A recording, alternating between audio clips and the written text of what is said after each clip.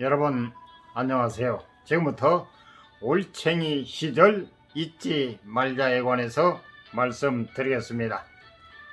독일은 우리나라에서 광부가 가기 전에 유고슬라비아, 터키, 아프리카 등지에서 많은 광부들을 데리고 왔었다. 이들은 아주 나태하여 게을러서 결국 광산을 폐쇄할 수밖에 없었다. 하지만 한국에서 온 광부들이 투입되면서 생산량이 엄청나게 높아지자 독일 신문들이 대대적으로 보도를 하였고, 이렇게 근면한 민족을 처음 봤다면서 한 달 급여 120달러의 보너스를 줘야 한다는 여론이 일어났다. 한편 왜 간호사가 필요하였느냐? 국민 소득이 올라가니 3D 업종이나 힘든 일은 기피하는 현상은 어느 나라나 마찬가지다. 특히 야간에는 일할 간호사가 없었다. 특근 수당을 많이 준다 하여도 필요 없다는 것이다. 한국 간호사들에 대하여서는 아주 후진국에서 왔는데 일을 맡길 수 없다 하여 일부는 죽은 사람 시체를 알코올로 닦고 수의를 입히는 일도 하였으며, 일부는 임종이 가까운 환자들을 돌보도록 호스피스 병동에서도 근무하였는데, 한국 간호사들은 환자가 사망하면 그 시신을 붙들고 울면서 염을 하는 것을 보고 독일 사람들이 깊은 감명을 받았던 것이다. 우연한 기회에 담당 간호사가 자리를 비우든지 아니면 갑자기 간호사가 없을 경우면 주사도 놓고 환자 다루는 것을 보고 깜짝 놀라서 한국 간호사에 대한 인식이 달라지기 시작하면서 의료 분야를 맡기기 시작하였다. 더욱이 위급한 사고 환자가 피를 흘리면서 병원에 오면 한국 간호사들은 몸을 사리지 않고 그 피를 온 몸에 흠뻑 적시면서도 응급 환자를 치료하는가 하면, 만약 피가 모자라 환자가 위급한 지경에 빠지면 한국 간호사들은 직접 수해를 하여 환자를 살리는 등 이런 헌신적 봉사를 하는 것을 보고 이 사람들은 간호사가 아니라 천사다 하면서 그때부터 태도가 달라지기 시작하였고, 이런 사실이 서독의 신문과 텔레비전에 연일 보도되면서 서독은 물론 유럽 전체가 동양에서 천사들이 왔다라고 대대적으로 보도하였다. 우리 간호사들의 헌신적 노력이 뉴스화되자 서독 국민들은 이런 나라가 아직 지구상에 있다는 것이 신기한 일이라며 이런 국민들이 사는 나라의 대통령을 한번 초청하여 감사를 표하자는 여론이 확산되었다. 특히 도시에 진출한 간호사들의 실력이 독일 간호사들 못지않다는 인정이 일고 있던 시기에 한독협회 박은호 의장은 병원에 오면 꼭 한국 간호사만 찾는데 왜 그러느냐고 기자가 물으니, 주사를 아프지 않게 놓는 특별한 기술자라 하여 주변을 놀라게 하였다는 것이다. 서독 정부도 그냥 있을 수 없다 하여 박정희 대통령을 초청하였다. 이것이 단군 이래 처음으로 우리나라 국가 원수가 국빈으로 애국에 초청되는 첫 번째 사례였다. 우리로서는 안 갈 이유가 없었다. 오지 말라고 해도 가야 할 다급한 실정이었다. 그래서 모든 준비를 하였으나 제일 큰 난제는 일행이 타고 갈 항공이었다.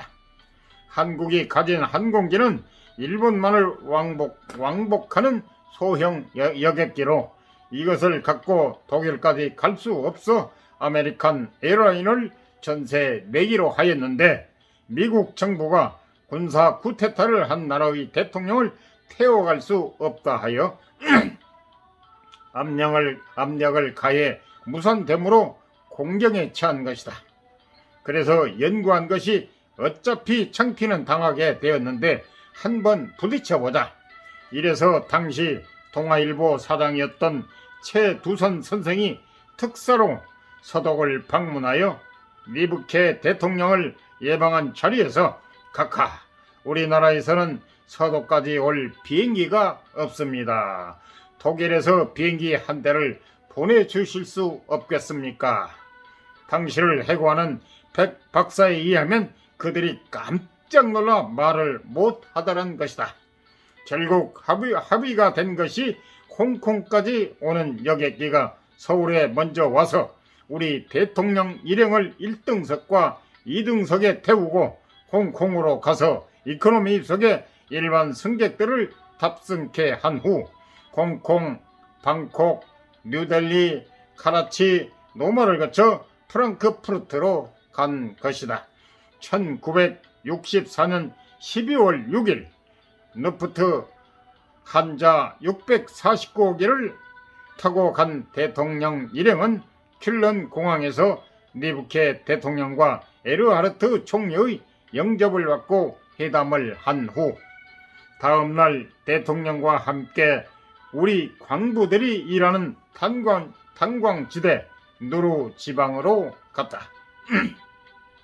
그곳에는 서독 각지에서 모인 간호사들과 대통령이 도착하기 직전까지 탄광에서 일하던 광부들이 탄가루에 범벅이 된 작업복을 그대로 입고 강당에서 기다리고 있었다.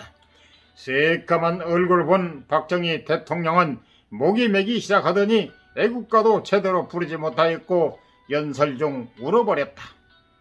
광부들과 대통령과 유경수 여사가 한 덩어리가 되어 부둥켜 안고 동국의 바다를 이루었으니 얼마나 감동적이었을까.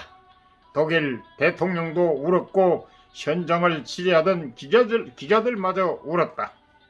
그날에는 대통령을 붙들고 놓아주지를 않았던 광부들과 간호사들은 대한민국 만세, 대통령 각하 만세로 이별을 고하였다. 돌아오는 고속도로에서 계속 우는 우리 대통령에게 리브케 대통령이 자신의 손수건으로 눈물을 닦아주기도 하였는데 대통령을 붙들고 우는 나라가 있다는 이 사실에 유럽의 여론이 완전히 한국으로 돌아선 것이다. 박 대통령 방문 후 서독은 제3국의 보증이 없이도 한국의 차관을 공여하겠다는 내부 결정을 하였지만 국제 관리를 도외시 할 수 없는 상황이기에 한국 광부와 간호사들이 받는 월급을 1개월간 은행에 예치하는 조건으로 당초 한국이 요구하였던 차관액보다 더 많은 3억 마르크를 공여하였다. 서독에 취업한 우리 광부와 간호사들이 본국에 송금한 총액은 연간 5천만 달러. 이 금액은 당시 한국의 국민소득의 2%를 차지하는 엄청난 금액이었으며 이 달러가 고속도로와 중화학공업에 투자되었다. 이후 한국과 서독 간에는 금융 문제는 물론 정치적으로도 진정한 우방이 되었다. 서독에서 피땀 흘린 광부와 간호사들이야말로 진정한 의미에서 조국 근대화에 결정적으로 기여한 위대한 국가 유공자들임에도 우리들은 그들을 잊어버린 것은 아닌지 국가는 당연히 그들에게 국가 유공자로